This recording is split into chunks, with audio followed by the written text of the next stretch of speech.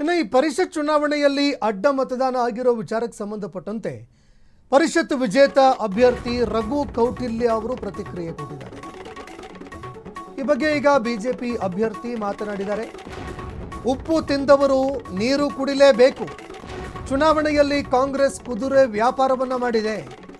ಅಡ್ಡ ಮತದಾನವನ್ನ ಪಕ್ಷ ಗಂಭೀರವಾಗಿ ಪರಿಗಣಿಸಿದೆ. ಈಗ ಅಡ್ಡ ಮತದಾನ ಮಾಡಿರುವವರನ್ನ ಪತ್ತೆ ಹಚ್ಚಿ ಅವರ ವಿರುದ್ಧ ಕ್ರಮ ಕೈಗೊಳ್ಳಲಾಗುತ್ತೆ ಅಂತ ಬಿಜೆಪಿಯ ವಿಜೇತ ಅಭ್ಯರ್ಥಿ ರಘು ಕೌಟಿಲ್ಯ ಅವರು ಹೇಳಿಕೆ ಕೊಟ್ಟಿದ್ದಾರೆ.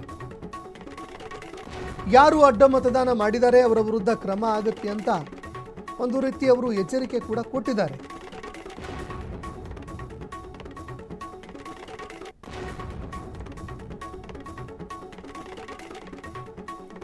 ಇನ್ನು ಅಡ್ಡ ಮತದಾನ ವಿಚಾರಕ್ಕೆ ಸಂಬಂಧಪಟ್ಟಂತೆ ಗಂಭೀರ ಆರೋಪ ಕೂಡ ಮಾಡಿದ್ದಾರೆ.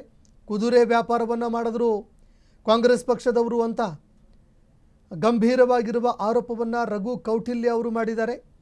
ಅದರ ಜೊತೆಗೆ ಯಾರು ಅಡ್ಡ ಮತದಾನ ಮಾಡಿದ್ದಾರೆ ಅವರ ವಿರುದ್ಧ ಕಠಿಣ ಕ್ರಮ ಆಗುತ್ತೆ ಅಂತ ಕೂಡ ಎಚ್ಚರಿಕೆ ಕೊಟ್ಟಿದ್ದಾರೆ.